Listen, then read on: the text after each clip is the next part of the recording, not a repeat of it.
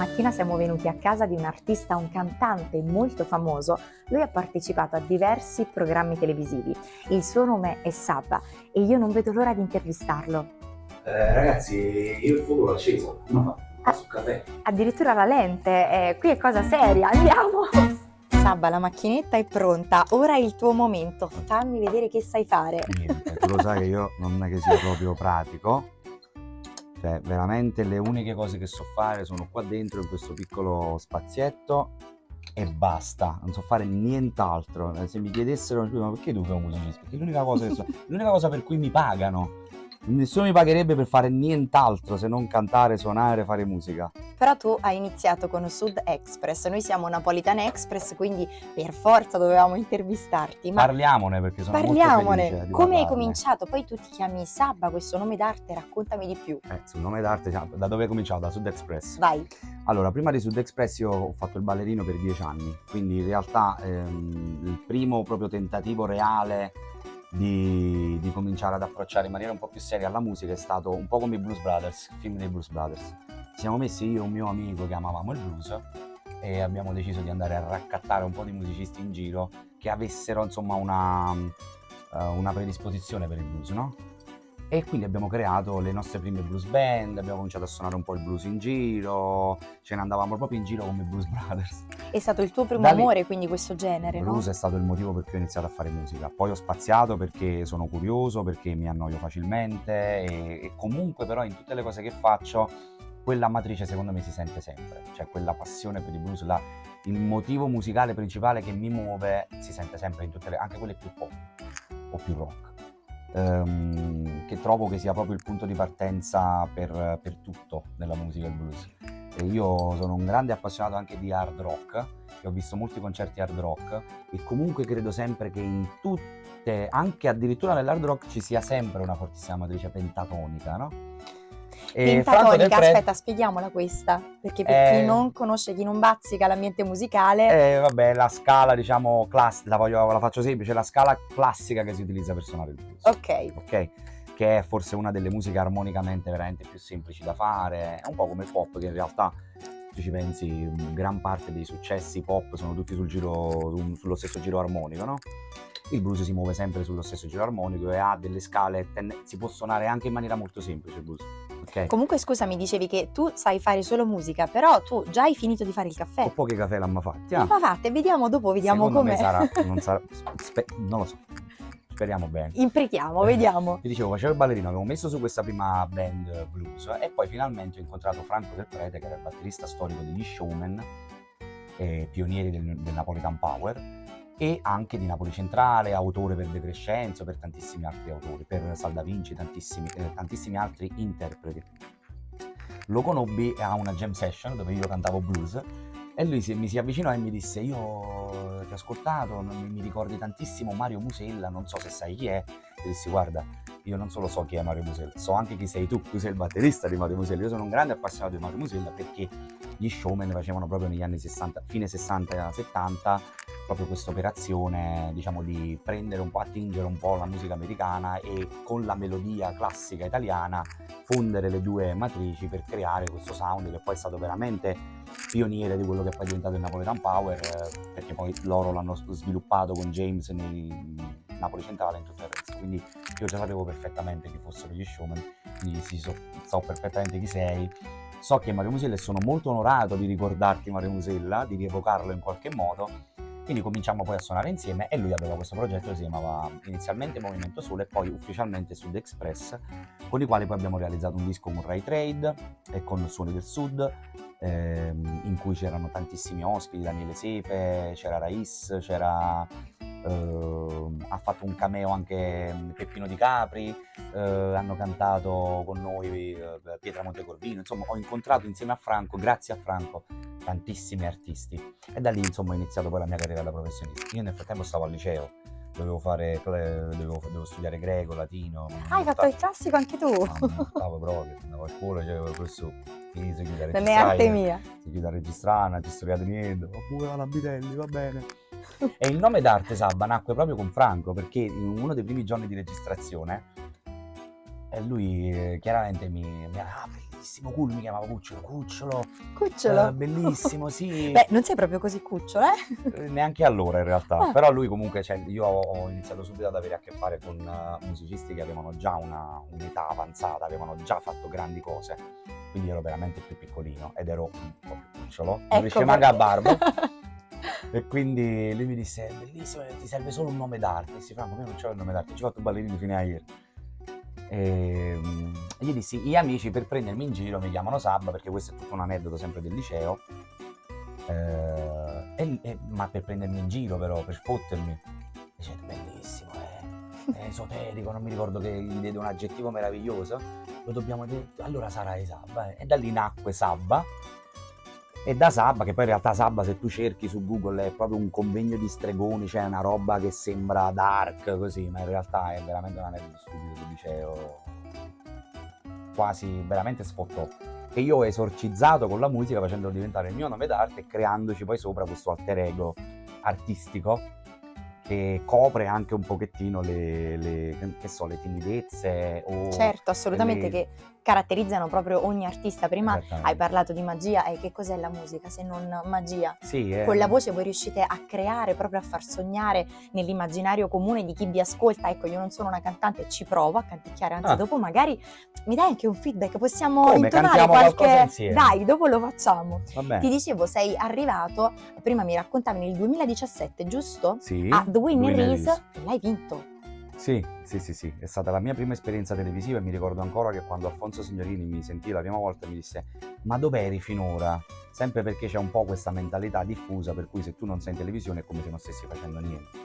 In realtà io avevo già fatto appunto con Sabba e a parte con Franco Del Prete avevamo fatto Piedigrotta Festival e avevamo ricevuto da Enzo Avitabile, che era direttore artistico, il premio New Napoletan Progressive. Avevamo fatto gli ospiti al premio De André proprio con Franco a Roma, insieme a Cristicchi, Bennato, tantissimi nomi altisonanti. Avevamo fatto date in giro anche con lo stesso Avitabile in giro per il paese, club, piazze, di tutto. E poi quando cominciò a nascere il progetto Sabba gli Incensurabili, cioè la mia band con i miei inediti, con i miei dischi, nessuno si sente offeso e sogno e son fesso, in realtà abbiamo fatto 350 date di tour nazionale, vinto concorsi su tutto il territorio nazionale, insomma di strada ne avevamo fatta, io non ero più un cucciolo. Un cucciolo.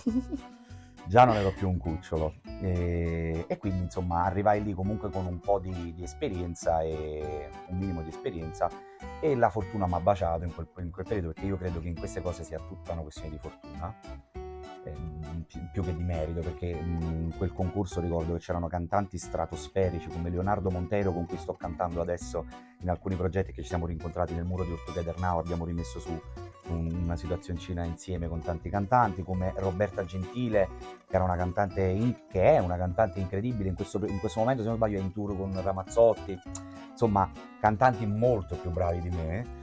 Però ecco, la fortuna e il fato in quel momento ha voluto che beccassi le canzoni giuste e che quello che facevo funzionasse. E quindi mi è andata molto bene, ho vinto un po' di soldini.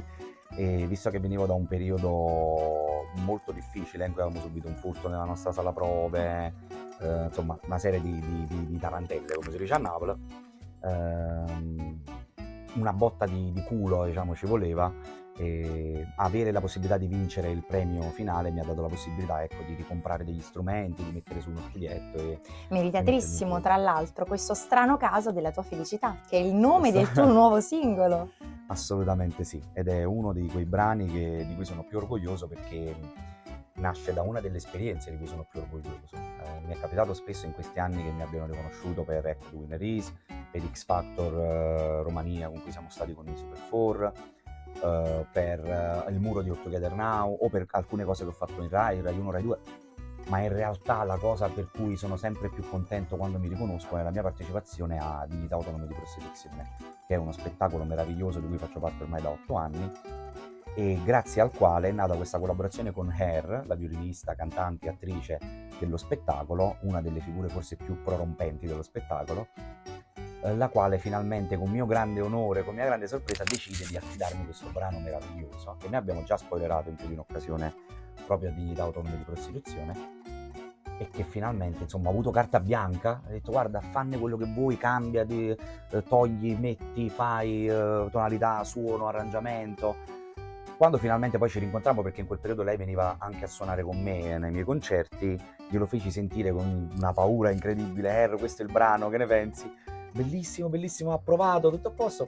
Abbiamo realizzato poi finalmente il videoclip, dopo qualche tempo finalmente è uscito, e adesso insomma è l'ultimo singolo di questo periodo, insomma di questo tipo di produzioni che ho fatto con Massimo D'Ambra, e sono molto contento perché l'operazione che sto cercando di portare a termine con questo periodo musicale, questo percorso musicale, è proprio quella di prendere composizioni un po' classiche, un po' tradizionali, retro, con melodie ben specifiche, armonie molto chiare che rimandano a dei percorsi musicali molto chiari, e rendere comunque moderno il sound grazie a Massimo D'Ambra. La carriera è lunga e noi te ne auguriamo una ancora più lunga. Chiudo questa intervista facendoti un'ultima domanda, vediamo un po'. Prima ti sei toccato questo plettro, scusami. Sì. Che cos'è per te questo plettro? E perché lo porti al collo? È una cosa molto personale che riguarda mia madre, che non c'è più. Io ho scritto insomma una canzone che si chiama proprio Restiamo in piedi, vedi ce l'ho anche sul bracciale, e mia sorella mi ha regalato questo plettro che porto qui e mi ricorda sempre, ogni volta, di trovare sempre un nuovo motivo per ricominciare insomma a fare cose, continuare a fare musica, restare in piedi anche metaforicamente, no?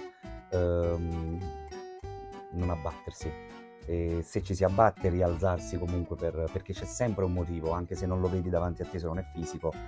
Credo che io sono molto spirituale, credo che ci sia un'anima da qualche parte che gioisce se non mi lascio abbattere. Assolutamente, questa presenza te lo posso confermare che si sente forte e si sente nei tuoi occhi. Quindi adesso noi andiamo a Pigliamoci un mettere caffè. il caffè sul fuoco e vediamo se o caffè o saità. Vediamo. Speriamo.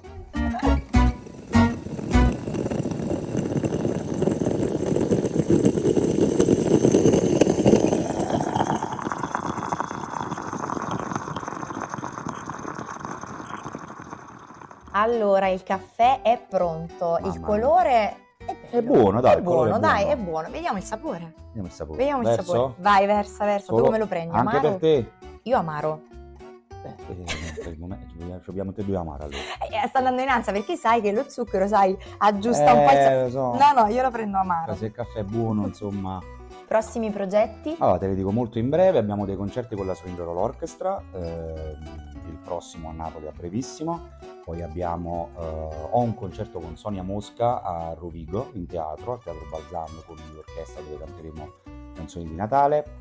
C'è un concerto proprio il 25, il giorno di Natale, con Sound in Town, di cui è uscito da poco un vinile che ho lì ho già messo in bella vista, che si chiama Santa Sound, realizzato con Sound in Town, che è la band di Sound Inside, che è il gruppo. Quante volte ho detto sound in questa frase? Non ci pensare, non ti taglieremo però.